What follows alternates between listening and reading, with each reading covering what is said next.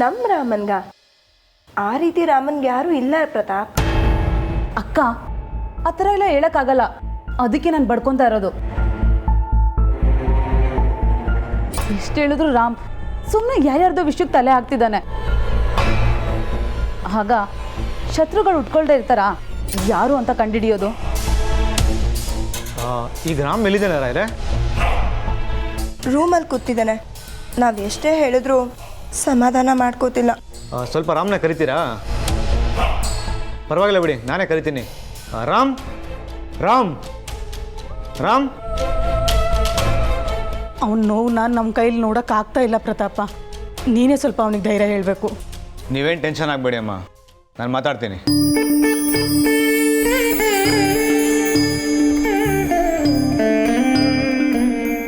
ಏನೋ ರಾಮ್, ನೀನು ಇಷ್ಟೊಂದು ಚಿಕ್ಕ ವಿಷಯಕ್ಕೆಲ್ಲ ಇಷ್ಟೊಂದು ಟೆನ್ಷನ್ ಮಾಡ್ಕೊಂಡಿದ್ಯಾ?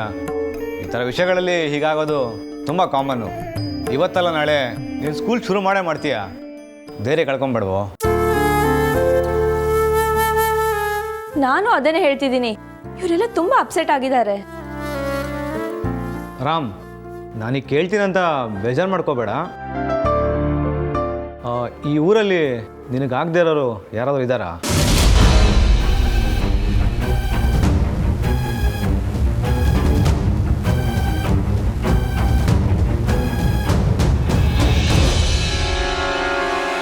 ಇಲ್ಲ ಕಣೋ, ಆ ಥರದವ್ರು ಯಾರೂ ಇಲ್ಲ. ನಿನಗೆ ಸಿಗಬೇಕಾಗಿರೋ ಜಾಗಕ್ಕೆ ಯಾರೋ ಬೇಕು ಅಂತಲೇ ಸ್ಟೇ ಆರ್ಡರ್ ತಂದಿದ್ದಾರೆ. ಅಂದರೆ ಇದೆಲ್ಲ ಯಾರೋ ನಿನ್ನ ಮೇಲಿನ ದ್ವೇಷಕ್ಕೆ ಮಾಡಿರೋದಂತ ಗೊತ್ತಾಗ್ತಿದೆ. ಈ ಊರಲ್ಲಿ ನಮ್ಮನ್ನ ದ್ವೇಷ ಮಾಡೋರು ಯಾರಿದ್ದಾರೆ ರಾಮ್? ಇದು ಯಾರೋ ಒಬ್ಬರು ಮಾಡಿರೋ ಥರ ಕಾಣಿಸ್ತಾ ಇಲ್ಲ, ಯಾರೋ ಹಿಂದೆ ನಿಂತು ಮಾಡಿಸಿದ್ದಾರೆ. ಇದರಲ್ಲಿ ದೂರದವ್ರು ಯಾರೂ ಇಲ್ಲ, ಯಾರೋ ಹತ್ರದವ್ರದೇ ಕೈವಾಡ ಇರೋ ಥರ ಇದೆ.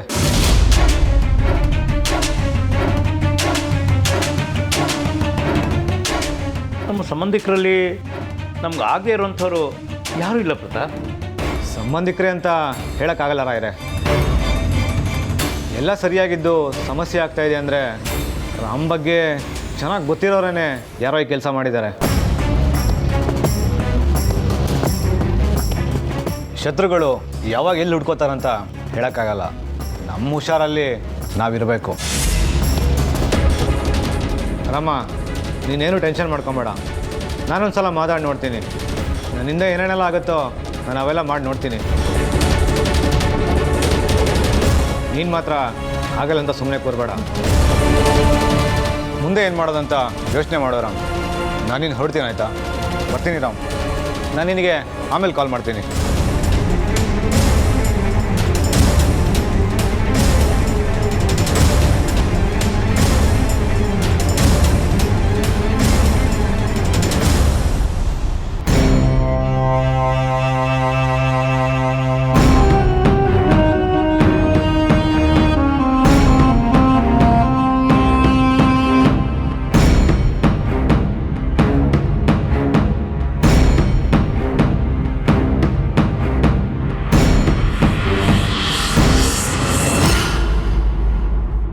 ಹೇಯ್, ನಂಬರ್ ಪ್ಲೇಟ್ ಹೊಸ ನಂಬರ್ ಪ್ಲೇಟು ಅರ್ಥ ಚೆನ್ನಾಗಿ ಕೊಡೋ ಕಾಸಿಗೆ ಹೋಗ ಮುಂದೆಗಡೆ ಹೊರ್ಸು. ಗೌಡ್ರೆ, ಸಲಾಮ್ ಅಲೈಕು. ಓ ಇಮ್ರಾನು, ಹೇಗಿದ್ಯಾ? ಚೆನ್ನಾಗಿದ್ಯಾ? ಅಳಿಯಂದ್ರೆ ಬಂದಿದ್ರೆ ಒಂದು ಮಾತು ಹೇಳ್ದಲ್ವ? ಬನ್ನಿ ಅಳಿಯಂದ್ರೆ, ಬನ್ನಿ. ಏನು ಇಮ್ರಾನು, ಶಾದಿ ಎಲ್ಲ ಆಯ್ತಾ? ಆಗಿರ್ಲೇಬೇಕು. ನಿನ್ನ ಶಾದಿ ಅಂದರೆ ಆ ಗಮ್ಮತ್ತೆ ಬೇರೆ ಬಿಡು.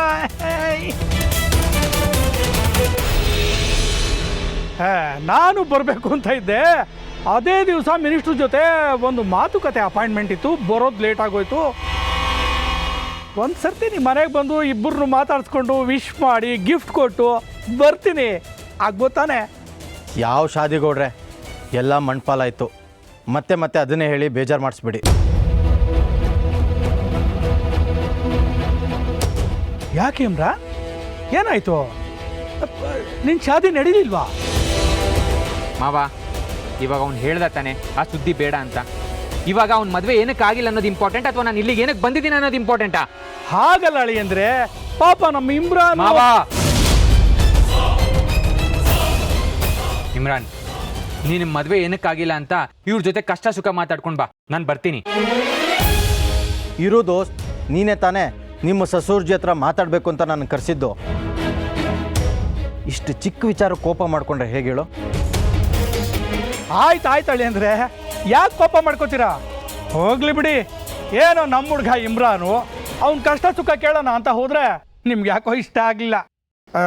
ನಿಮ್ಮ ವಿಷಯನೇ ಮಾತಾಡೋಣ. ಹೇಳಿ, ಈಗ ನನ್ನಿಂದ ಏನಾಗಬೇಕು? ಅರ್ಜೆಂಟಾಗಿ ನಂಗೊಂದು ಕೆಲಸ ಬೇಕು. ನಿಮ್ಮ ಕೈಯಿಂದ ಕೆಲಸ ಕೊಡ್ಸೋಕ್ಕಾಗುತ್ತೋ ಇಲ್ವೋ? ಹೌದು ಗೌಡ್ರೆ, ಭರತ್ಜಿ ಕೆಲಸ ಮಾಡಬೇಕು ಅಂತ ಸ್ಟ್ರಾಂಗ್ ಆಗಿ ಡಿಸೈಡ್ ಮಾಡ್ಕೊಂಡು ಬಂದಿದ್ದಾರೆ. ಯಾವ್ದಾದ್ರು ಒಂದು ಕೆಲಸ ಕೊಟ್ಟು ಪುಣ್ಯ ಕಟ್ಕೊಳ್ಳಿ. ಯಾವುದಾದ್ರೂ ಒಂದಲ್ಲ, ಆ ಕೆಲಸ ನನಗೆ ಹಿಡಿಸ್ಬೇಕು ಅಂತ ಕೆಲಸನೇ ಬೇಕು ನನಗೆ. ಕೆಲ್ಸಕ್ಕೆ ಏನು ಹೇಳಿ ಅಂದ್ರೆ ನಿಮ್ಗಿಲ್ದಿರೋ ಕೆಲಸನಾ? ಕೊಡ್ತೀನಿ ಬಿಡಿ.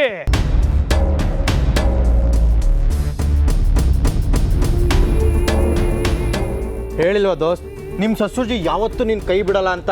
ನಿನ್ನ ಅದೃಷ್ಟದ ಬಾಗ್ಲು ತೆಗೀತು ಅಂತ ಹಿಡ್ಕೋ. ಇನ್ಮೇಲೆ ನೀನು ಸರಿಯಾಗಿ ಚೇಡ್ ತೀರಿಸ್ಕೋಬೋದು. ಸೇಡು? ಯಾರೇನಂದ್ರು ನಮ್ಮ ಅಳಿಯಂದ್ರಿಗೆ? ಇಮ್ರಾನ್ ಹೇಳಪ್ಪ, ನಮ್ಮ ಅಳಿಯಂದ್ರಿಗೆ ಯಾಕೆ ಕೆಲಸ ಹುಡುಕು ಅಂತ ಈ ಕರ್ಮ ಬಂತು ಅಂತ? ಆ ವಿಷಯ ಬೇಡ ಮಾವ. ಕೆಲಸ ಏನು ಅಂತ ಹೇಳಿದ್ರೆ ನಾಳೆಯಿಂದಾನೆ ಕೆಲ್ಸಕ್ಕೆ ಬರ್ತೀನಿ. ಅರೆ ಹೇಳೋದು, ಯಾಕೆಲ್ಲ ವಿಚಾರನೂ ಮುಚ್ಚಿರ್ತೀಯ? ನಿಮ್ಮ ಮನೆಯವ್ರು ನಿನ್ಗೆ ಏನೇನು ದೋಖ ಮಾಡಿದ್ದಾರೆ, ನೀನು ಎಷ್ಟು ನೋವು ಅನುಭವಿಸ್ತಿದ್ಯಾ ಅಂತ ಸಸೂರ್ಜಿಗೂ ಗೊತ್ತಾಗ್ಲಿ.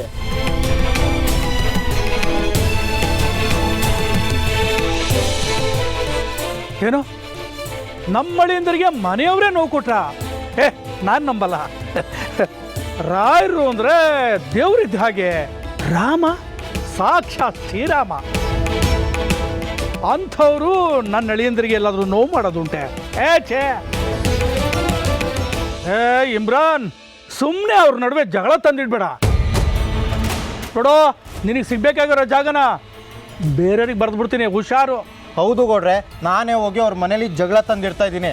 ಗೌಡ್ರೆ, ಸ್ವಲ್ಪ ಕಣ್ಣನ್ನು ತೆಗೆದು ನೋಡಿ, ನಿಮ್ಮ ಅಳಿಯ ಮನೇಲಿ ಎಷ್ಟು ಕಷ್ಟಪಡ್ತಿದ್ದಾರೆ ಅಂತ ಗೊತ್ತಾಗುತ್ತೆ. ಯಾಕೆ ನಿಮ್ಮ ಮಗಳು ನಿಮ್ಗೇನು ಹೇಳಿಲ್ವಾ?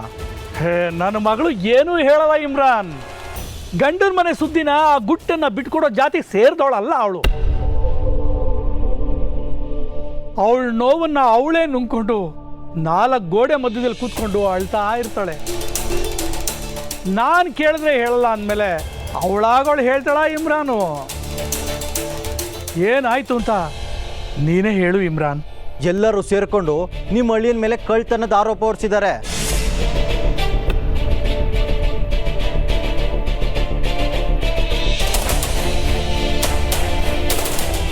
ಏನೋ ನಮ್ಮ ಅಳಿಯಂದ್ರು ಕಳ್ತನ ಮಾಡ್ತಾರ? ಇದನ್ನೆಲ್ಲ ನಾನು ನಂಬೇಕಾ? ಏನ್ ಇಮ್ರಾನ್ ನೀನು ಹೇಳ್ತಿರೋದು?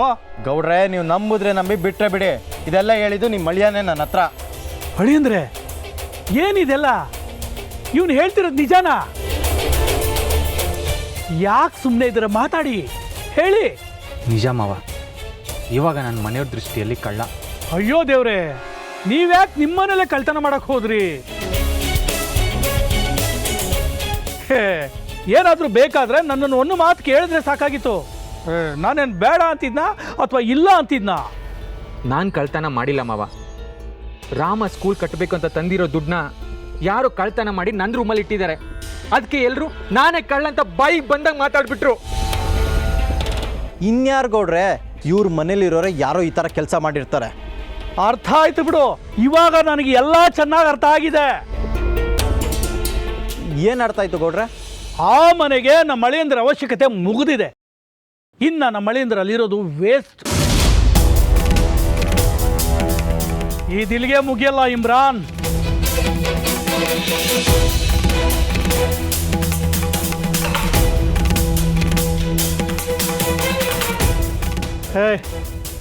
ಇವತ್ತು ಕಳ್ತನದ ಆರೋಪ ಹೊರಿಸಿದ್ದಾರೆ, ನಾಳೆ ಕೊಲೆ ಆರೋಪ ಹೊರಿಸ್ತಾರೆ.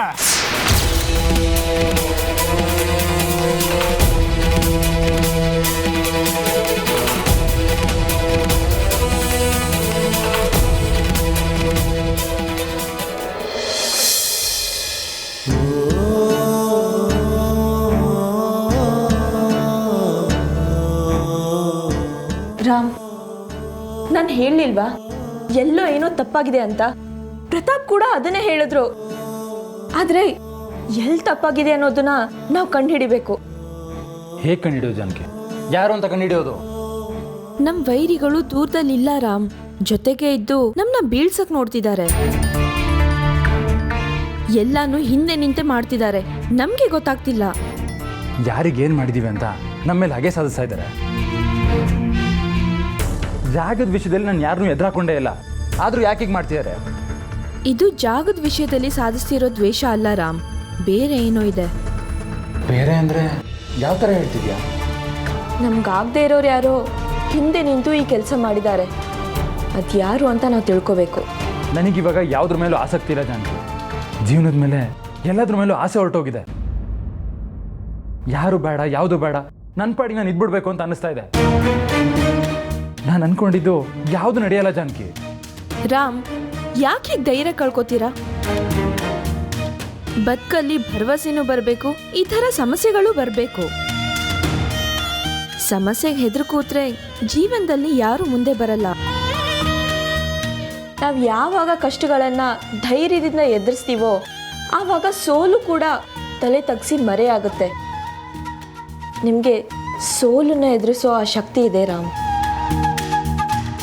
ಎಲ್ಲ ಬಾಗ್ಲು ಮುಚ್ಚಿದಾಗ ದೇವರು ನಮಗೆ ಅಂತ ಒಂದು ಕಿಟಕಿ ಇಟ್ಟಿರ್ತಾನೆ.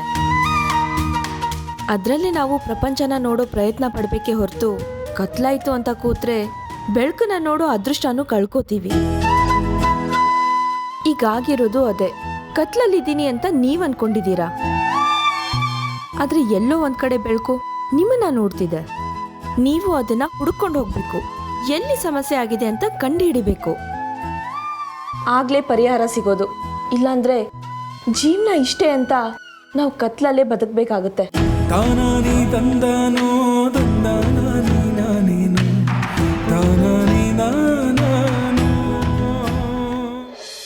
ಏನ್ ಗೌಡ್ರೆ, ಕೊಲೆ ಆರೋಪ ಮಾಡ್ತಾರೆ ಅಂತ ಹೇಳ್ತಿದ್ದೀರಾ? ಮಾಡದೆ ಇರ್ತಾರ ಮತ್ತೆ? ಒಬ್ಬನಿಂದ ಏನು ಉಪಯೋಗ ಇಲ್ಲ. ಅವನು ದಂಡಪಿಂಡ, ಅವನ ಮನೇಲಿದ್ರೇನು ಜೈಲಲ್ಲಿದ್ರೇನು ಅಂದಮೇಲೆ ಅವನ ಮೇಲೆ ಕಳ್ತನದ ಆರೋಪನೂ ಮಾಡ್ತಾರೆ, ಕೊಲೆ ಆಪಾದನೆನೂ ಮಾಡ್ತಾರೆ.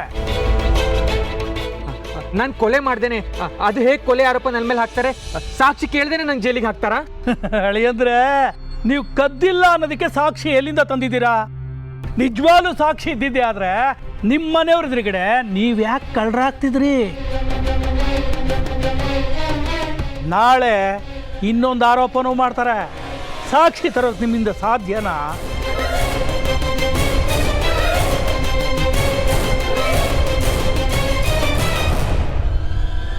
ನಿಮ್ಮ ಪರಿಸ್ಥಿತಿ ನಂಗೆ ಅರ್ಥ ಆಗುತ್ತೆ ಹೇಳಿ. ಅಂದರೆ ಎಲ್ರೂ ಯೋಚನೆ ಮಾಡದೆ ನಂಬಿಟ್ರಿ, ಆದರೆ ಈಗ ನಂಬಿಕೆ ದ್ರೋಹ ಆಗಿದೆ. ಯಾರನ್ನು ನಂಬೋದು, ಯಾರನ್ನು ಬಿಡೋದು? ನಮ್ಮವರೆಲ್ಲ ನಮಗೆ ಶತ್ರುಗಳಾಗ್ತಾರೆ ಅಂದರೆ ನಾವು ಅವ್ರಿಗೆ ಬೇಡವಾಗಿದ್ದೀವಿ ಅಂತಲೇ ಅರ್ಥ. ಯಾವಾಗಲೂ ಹುಲಿ ಥರ ಆರ್ಭಟ ಮಾಡೋರು ನೀವು ಈಗ ಸೈಲೆಂಟಾಗಿ ನಿಂತಿರೋದು ನೋಡಿದ್ರೆ ನಿಮ್ಮ ಮನಸ್ಸಿಗೆ ಬಲವಾದ ಏಟು ಬಿದ್ದಿದೆ ಅಂತ ನನಗೂ ಗೊತ್ತಾಗತ್ತೆ ಹೇಳಿ. ಅಂದರೆ ಹೌದು ಗೌಡ್ರೆ, ನನ್ನ ದೋಸ್ತ್ ಈ ಥರ ಡಲ್ ಆಗಿರೋದು ನಾನು ಯಾವತ್ತೂ ನೋಡಿಲ್ಲ. ಯಾವಾಗಲೂ ಎಷ್ಟೊಂದು ಮಾತಾಡಿಕೊಂಡು ನಗ್ನಗ್ತಾ ಇರ್ತಿದ್ದ, ಆದರೆ ಇವಾಗ ಹೀಗೆ ನೋಡ್ತಾ ಇದ್ರೆ ನಮ್ಮ ಅಳಿಯಂದ್ರ ಮುಖದಲ್ಲಿ ನಗು ಕಾಣೋದಕ್ಕೆ ಸಾಧ್ಯನೇ ಇಲ್ಲ. ಇಮ್ರಾನ್, ನಮಗೆ ಬೇಕಾಗಿರೋ ಅಳಿಯ ನಮಗೆ ಸಿಗಲ್ಲ. ಜೀವಮಾನ ಪೂರ್ತಿ ಕೊರಗ್ತಿರೋ ಗೆಳೆಯನ್ನ ನೀನು ನೋಡ್ತಾ ಇರ್ತೀಯ. ಇಲ್ಲ ಗೌಡ್ರೆ, ಆ ಥರ ಮಾತ್ರ ಯಾವುದೇ ಕಾರಣಕ್ಕೂ ಆಗಬಾರ್ದು. ನನ್ನ ದೋಸ್ತು ಮೊದಲಿನ ಥರ ನಗ್ತಾ ಇರಬೇಕು. ಅದಕ್ಕೆ ನೀವೇನಾದರೂ ಮಾಡಬೇಕು. ಅದಕ್ಕೆ ಅಲ್ವಾ ಮಾವ ನಾನು ನಿಮ್ಮ ಹತ್ರ ಬಂದಿದ್ದೀನಿ. ನಂಗೊಂದು ಕೆಲಸ ಕೊಡಿಸಿ, ನಾನು ಏನು ಅಂತ ನಮ್ಮ ಮನೆಯವರಿಗೆಲ್ಲ ತೋರಿಸ್ತೀನಿ. ಕೆಲ್ಸಕ್ಕೇನೋ ಕೊಡ್ತೀನಿ, ಆದರೆ ನಿಮ್ಮ ಮನೆ ಸಮಸ್ಯೆ ಬಗೆಹರಿಬೇಕಲ್ಲ. ನೀನು ಕೆಲ್ಸಕ್ಕೆ ಹೋಗ್ತಿದ್ದ ಹಾಗೆ ಅವ್ರು ಇನ್ನೊಂದು ಸಮಸ್ಯೆನ ಸೃಷ್ಟಿ ಮಾಡಲ್ಲ ಅನ್ನೋದು ಯಾವ ಗ್ಯಾರಂಟಿ? ಮೊದಲೇ ರಾಮ ಈಗ ಸ್ಕೂಲ್ ಕಟ್ಟಿ ದೊಡ್ಡ ಮನುಷ್ಯ ಆಗ್ತಾ ಇದ್ದಾನೆ. ನೀವು ಅವನು ಹಾಗಾಗ್ತೀರಾ ಅಂದರೆ ಅವನು ಹೇಗೆ ಸಹಿಸ್ಕೋತಾನೆ ಹೇಳಿ? ಖಂಡಿತ ಸಹಿಸ್ಕೊಳ್ಳಲ್ಲ ಗೌಡ್ರೆ. ಇಷ್ಟು ದಿನ ಬರಜ್ಜಿ ಏನೂ ಮಾತಾಡದೆ ಹೇಳಿದ್ನೆಲ್ಲ ಕೇಳಿಸ್ಕೊಂಡು ಸುಮ್ಮನಿರ್ತಿದ್ರು.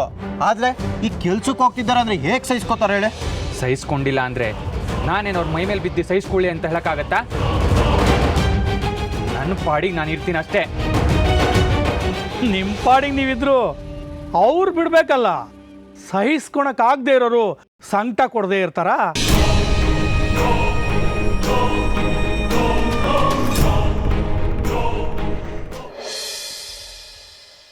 ರಾಮ್, ಏನು ರಾಮ್ ಹೀಗಾಗೋಯ್ತು? ಜಾನಕಿ, ಏನಿದೆಲ್ಲ? ಎದ್ರುಕೋಬೇಡ ರಾಮ್, ಇಷ್ಟಕ್ಕೆ ಮುಗ್ದಿಲ್ಲ. ನಾನಿದ್ದೀನಿ. ನಿನ್ನ ಕನಸು ಅರ್ಧಕ್ಕೆ ಕೊನೆ ಆಗೋದಕ್ಕೆ ನಾನು ಬಿಡಲ್ಲ. ಆ ಜಾಗ ಸಿಗ್ಲಿಲ್ಲ ಅಂದ್ರೇನು, ನಾನು ನಮ್ಮ ಅಪ್ಪನ ಹತ್ರ ಮಾತಾಡ್ತೀನಿ, ಬೇರೆ ಜಾಗನೇ ನೋಡೋಣ. ಸುಮ್ಮನಿರು ಮಾಡ್ಬೇಕಾ? ಮೊದಲೇ ನಾನು ದಿಕ್ ತೋಚದೇ ಇರೋ ಪರಿಸ್ಥಿತಿಲಿದ್ದೀನಿ. ಇಲ್ಲಿ ಬಂದು ಬೆಂಕಿಗೆ ತುಪ್ಪ ಹಾಕೋ ಕೆಲಸ ಮಾಡಬೇಡ. ಯಾಕೆ ರಾಮ್ ಇಷ್ಟಕ್ಕೆ ಎದ್ರುಕೊಂಡ್ಬಿಟ್ಟಿಯ ನೀನು? ಇದೆಲ್ಲ ಒಂದು ಸಮಸ್ಯೆನೇ ಅಲ್ಲ. ಚಿಟ್ಕೆ ಹೊಡಿಯೋಷ್ಟ್ರಲ್ಲೆಲ್ಲ ಸರಿ ಮಾಡ್ತೀನಿ, ನೋಡ್ತಾ ಇರು. ಇಲ್ಲ ಮಾಳ್ವಿಕಾ, ಈಗ ನಮ್ಮ ಸಮಸ್ಯೆನ ಬಗೆಹರಿಸೋದಕ್ಕಿಂತ ಈ ಸಮಸ್ಯೆನ ಯಾರು ಮಾಡಿದ್ದಾರೆ ಅಂತ ಗೊತ್ತಾಗಬೇಕು. ಉದ್ದೇಶಪೂರ್ವಕವಾಗಿಯೇ ಯಾರು ಬೇಕು ಅಂತ ಹೀಗೆ ಮಾಡಿದ್ದಾರೆ. ಇದರಿಂದ ಅವ್ರಿಗೇನು ಲಾಭ ಅಂತ ತಿಳ್ಕೋಬೇಕು. ಅಯ್ಯೋ ಜಾನಕಿ, ರೋಡು ಅಂದಮೇಲೆ ಆಕ್ಸಿಡೆಂಟ್ ಆಗದೆ ಇರುತ್ತಾ? ಹಾಗಂತ ರೋಡಲ್ಲಿ ಸವಾರಿ ಮಾಡೋದನ್ನೇ ಬಿಡೋಕ್ಕಾಗತ್ತಾ? ಆಕ್ಸಿಡೆಂಟ್ಗೆ 1000 ಕಾರಣ ಇರುತ್ತೆ, ಅದನ್ನೆಲ್ಲ ಹುಡುಕ್ತಾ ಕೂರಬಾರ್ದು. ನಾವು ಬಗೆಹರಿಸೋದನ್ನ ನೋಡಬೇಕು. ಆಕ್ಸಿಡೆಂಟ್ ಮಾಡಿದವರು ಯಾರು ಅಂತ ತಿಳ್ಕೋಬೇಕಲ್ವಾ? ನಮಗೆ ಸಂಬಂಧನೇ ಇಲ್ಲ ಅಂತ ಹಾಗೆ ಬಿಟ್ಬಿಡಕ್ಕಾಗುತ್ತಾ? ಅದನ್ನೆಲ್ಲ ಮಾತಾಡೋಕ್ಕೆ ಇವಾಗೆಲ್ಲಿದೆ ಜಾನಕಿ ಟೈಮು? ರಾಮ್ ಆಗಲೇ ಸ್ಕೂಲ್ ಶುರು ಮಾಡೋಕ್ಕೆ ಎಲ್ಲ ಅರೇಂಜ್ಮೆಂಟ್ಸು ಮಾಡ್ಕೊಂಡ್ಬಿಟ್ಟಿದ್ದಾನೆ. ಈಗ ನಿನ್ನ ಸಮಸ್ಯೆಗೆ ಕಾರಣ ಆದವ್ರನ್ನ ಹುಡುಕ್ತಾ ಹೋದರೆ ಹುಡ್ಕೋದ್ರಲ್ಲಿ ಜೀವನ ಕಳೆದೋಗುತ್ತಷ್ಟೇ. ಪ್ರಾಬ್ಲಮ್ ಸಾಲ್ವ್ ಆಗಬೇಕು ಅಂದರೆ ಅದಕ್ಕೆ ಕಾರಣ ಆದವ್ರು ಯಾರು ಅಂತ ಗೊತ್ತಾಗಲೇಬೇಕು. ಯಾರು ಏನು ಅಂತ ನಾವು ಸುಮ್ಮನೆ ಬಿಟ್ಬಿಟ್ರೆ ಮುಂದೆ ಪ್ರಾಬ್ಲಮ್ ನಮ್ಮ ಹಿಂದೆನೇ ಬರುತ್ತೆ. ಸರಿ ಜಾನಕಿ, ಕಂಡಿಡಿಯೋಣ. ಮೊದಲೀಗ ರಾಮ್ ಸ್ಕೂಲ್ ಕೆಲಸ ಸ್ಟಾರ್ಟ್ ಆಗಲಿ. ಅಪ್ಪನ ಹತ್ರ ಮಾತಾಡಿ ನಾನು ಜಾಗದ ವ್ಯವಸ್ಥೆ ಮಾಡಿಸ್ತೀನಿ. ಆಮೇಲೆ ಬೇಕಾದರೆ ನಿಧಾನವಾಗಿ ಎಲ್ಲ ಬಗೆಹರಿಸಿದ್ರೆ ಆಯಿತು. ಬೇಡ ಮಾಡ್ಬೇಕಾ? ನೀನು ನಮ್ಮ ವಿಷಯಕ್ಕೆ ತಲೆ ಹಾಕೋದಕ್ಕೆ ಹೋಗ್ಬೇಡ. ದಯವಿಟ್ಟು ನಮ್ಮ ಪಾಡಿಗೆ ನಮ್ಮನ್ನು ಬಿಟ್ಬಿಡು. ನೀನು ಹತ್ರ ಬರದೇ ಇದ್ದರೆ ನಮ್ಮ ಸಮಸ್ಯೆ ಕ್ಲಿಯರ್ ಆಗುತ್ತೆ.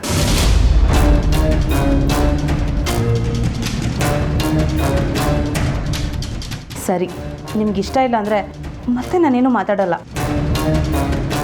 ಆದರೆ ಒಂದು ಮಾತು, ಏನೇ ಕಷ್ಟ ಇದ್ದರೂ ನನ್ನ ಹತ್ರ ಹೇಳ್ಕೊಳ್ಳಿ.